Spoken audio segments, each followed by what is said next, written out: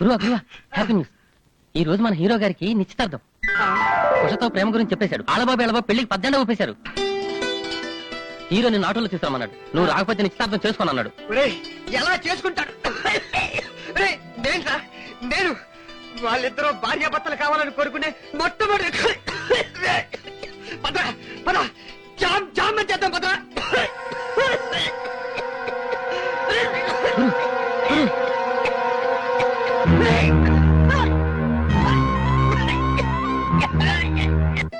పెళ్లి కుమార్తె వచ్చేసింది. ఇక తాంబూలాలు మార్చుకోండి. ఆగండి పంతులు గారు, ఒక్క 10 నిమిషాలు ఆగండి, ఇంకా రావాల్సిన వాళ్ళు ఉన్నారు. ముహూర్తానికి టైం అయిపోతున్నదండి. ఏమండి, మంచి మనుషుల చోట అంతా మంచి జరుగుతుందండి. అందరూ వచ్చారు కదరా, ఇంకెవరు రావాలి? మా డైరెక్టర్ గారు రావాలి. మీ డైరెక్టర్ గారు రాకపోతే సీన్ నడవదా? ఎందుకు నడవదు? ఈ లోపల సరదాగా పందెం వేసుకుందాం. ఇదిగో ఇక్కడ ఉన్న వాళ్ళందరూ ఖర్చీపులు ఇందులో వేయండి, కలిపి లాటరీ తీద్దాం. దేనికి బాబు పరుగు పంది పెడుతున్నావా? అబ్బే అదేం లేదండి, ఇందులోంచి నేను ఖర్చీపు మీ అమ్మాయి ఖర్చీపు తీస్తాం. ఆ ఖర్చీపు తాలూకా వాళ్ళు ఎవరైతే వాళ్ళు పాట పాడి మా గురువు వచ్చేదాకా మనందరినీ ఆనందపరచాలి. అది పందెం. పిచ్చి కుదిరింది రోకలు తలక చుట్టమన్నట్టు ఇదేం గొడవరా? అబ్బా నువ్వు ఉండమ్మా, నీకేం తెలీదు. ఖర్చీప్ ఖర్చీప్ ఖర్చీప్ ఖర్చీప్ ఈ ఖర్చీపులన్నీ కలిపి ముందుగా మొదటి ఖర్చీపుని పెళ్లి కూతురు తీస్తుంది. కళ్ళు మూసుకో.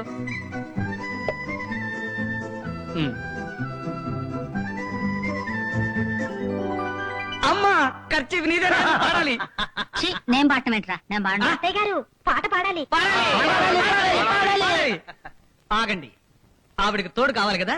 నేను ఇంకో ఖర్చీపు తీస్తాను, అది ఎవరిదైతే వాళ్ళు పాడాలి. కళ్ళు మూసుకోండి. అవునండి, కళ్ళు మూసుకోవాలి కదా.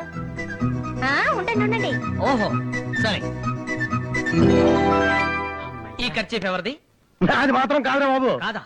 ఇదిగో ఈ ఖర్చీఫ్ ఎవరిదో నిజాయితీగా ఒప్పేసుకోండి. అది నాదే బాబు. మామయ్య గారు పాట పాడాలి. హలో, నేనే విజయ్ని. అవునా, నేను వెంటనే బయలుదేరి హాస్పిటల్కి వస్తున్నాను. డాక్టర్, అజయ్కి ఎలా ఉంది? మీ ఫ్రెండ్ మీ గురించి ఎదురు చూస్తున్నాడు.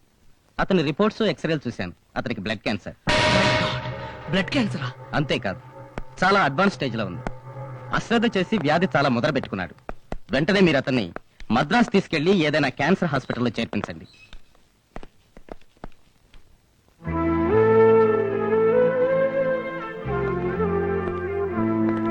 గురు, విజయ్ వచ్చాడు. ఏరా ఫంక్షన్ అది బాగా జరిగిందా? సారీరా నేను రాలేకపోయాను.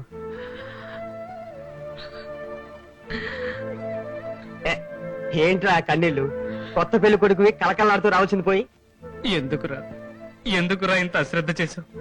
మాతో ఒక్క మాట మాత్రమైనా చెప్పకుండా ఎందుకురా దాచావు? అరే కళ్ళు తుడుచుకోరా. నీకో విషయం చెప్పనా? పుట్టినప్పుడు కావాలని పుట్టామా, పోయినప్పుడు అనుకుని పోవటానికి. జీవితం అనేది ఓ నాటకం రా, 3 అంకాల నాటకం. కాకపోతే కొన్ని నాటకాలకి మధ్యలోనే తెరపడిపోతుంది. రేపు పొద్దున్నే బయలుదేరి వెళ్ళి మనం స్పెషలిస్ట్ ని కలుస్తున్నాం. అంటే చచ్చిపోయే ముందు కూడా నన్ను రుణగ్రస్తం చేయాలనుకుంటున్నావురా? ఎలారా నీ రుణం తీసుకోవటం? ఒకటే మార్గం, నువ్వు ఎలాగో పెళ్లి చేసుకోబోతున్నావుగా, చచ్చి నీ కడుపులు పుడతా. అది కాదు బాసు, మెడ్రాస్ తీసుకెళ్ళినట్టు మాటలా వేలనే ఖర్చు అవుతుంది. ఇప్పుడు అంత డబ్బు ఎక్కడ తెస్తావు? పాపం రాగుడు, వాడికి మనం తప్ప ఎవరున్నారు? ఎలాగైనా సరే మనం వాడిని బ్రతికించుకోవటం మన బాధ్యత. ఏమయ్యా విజయ్, వచ్చావా? ఆ కేజీ ట్రేడర్స్ వాళ్ళ పేమెంట్ ఇవ్వలేదట. 6 సార్లు ఫోన్ చేశారు, 3 సార్లు వచ్చెళ్లారు. లోపల ఆఫీసర్ ఏమో నిప్పులు తొక్కిన కోతిలాగా గెంతుతున్నాడు. ఏమిటలా ఉన్నావు? ఒంటో బాగలేదా? బాగోలేదండి, జ్వరం. మరి ఆ కేజీ ట్రేడర్స్ వాళ్ళ పేమెంట్ అబ్బా మీరు ఇచ్చేసేయండి. నువ్వు చెక్కు మీద సంతకం పెట్టందే, నేను ఎలా ఇవ్వనయ్యా? ఓ సారీ, నేను ఆ చెక్ మీద సంతకం పెట్టిస్తాను. ఆ. ఇది తీసుకెళ్లి మీరు డ్రా చేసి పేమెంట్ తీసుకెళ్లి వాళ్ళకి ఇచ్చేయండి. అలాగే. ప్లీజ్, నాకు వేరే పని ఉంది.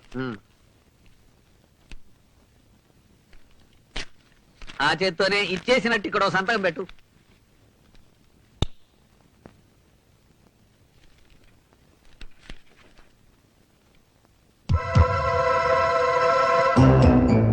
అజయ్,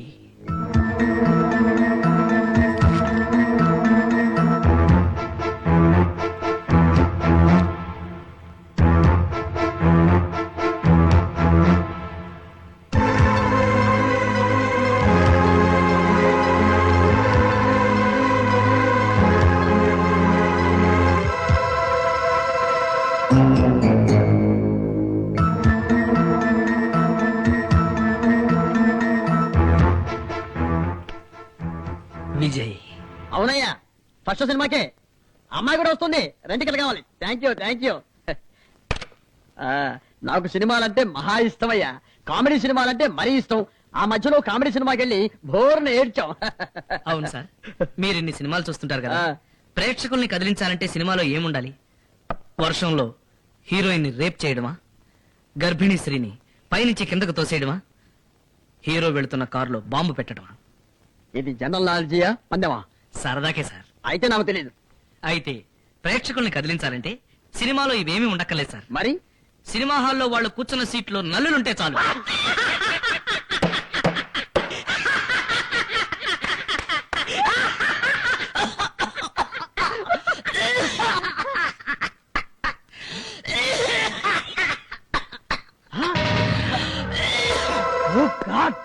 విజయ్ బ్లడ్ అయ్యా.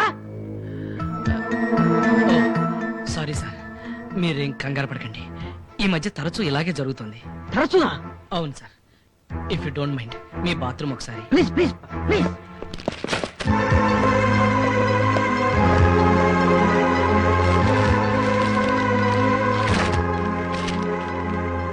మెడికల్ రిపోర్ట్స్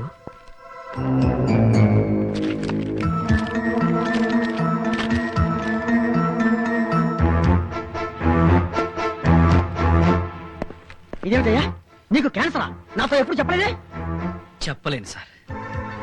మా అమ్మకి నాన్నకి నేను ఒక్కడే కొడుకుని. ఈ విషయం వాళ్ళకి తెలిస్తే గుండె పగిలి చచ్చిపోతారు. అందుకే చెప్పలేదు సార్. మీరు కూడా చెప్పకండి సార్. నేను వెళ్ళి ఆఫీస్ పని చూసుకుంటాను. ఆఫీసు పని నీ మొహమా? ముందు మందులు వాడాలి. ఇదిగో నువ్వు ఒక పని చేయి, వెంటనే మద్రాసు వెళ్ళి మన కంపెనీ ఆసుపత్రిలో జాయిన్ అవ్వు. అక్కడ స్పెషలిస్ట్ డాక్టర్ సుబ్బారావు అని ఒకతున్నాడు.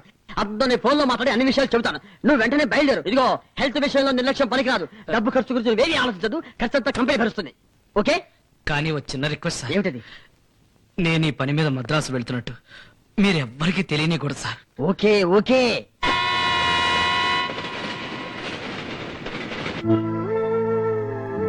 హాస్పిటల్ చూస్తే చాలా కాస్ట్లీగా ఉంది. ఇక్కడ తీసుకొచ్చాను. కాస్ట్లీదా అండి, ரொம்ப కాస్ట్లీదా అండి.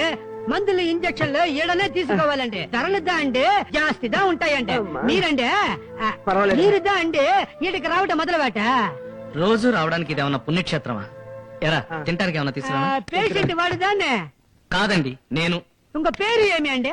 నా పేరు అజయ్, వాడి పేరు విజయ్. ఏమి చేస్తా ఉంటావు? చెప్పులు కుడుతుంటావండి. సమీ ప్లీజ్, కలసి వాటి బ్యాలెన్స్ మాట. ఆ చెప్పులు షాపులో కుడుతురా, ప్లాట్ఫామ్ మీద కుడుతురా? Thanks. Hello mister Vijay Kumar, అదే డాక్టర్ సుబ్బారావు. నమస్తే సార్. రామస్వామి ఫోన్ చేసి చెప్పాడు, ఆ. స్పెషల్ కేర్ తీసుకోమని మరీ చెప్పాడు. ఆ. Don't worry. ఆయన ఎవరు? నా పేరు అజయ్ అండి, నేను వీడి ఫ్రెండ్ ని. ఐసీ. మీరు వరీ కాకండి. నీవున్నాగా రిపోర్ట్ చూశాను. కొన్నాళ్ళు ట్రీట్మెంట్ చేశాక మళ్ళీ టెస్టులు చేద్దాం. ఆ. మీరు రెస్ట్ తీసుకోండి, నేను వస్తాను. Thank you sir.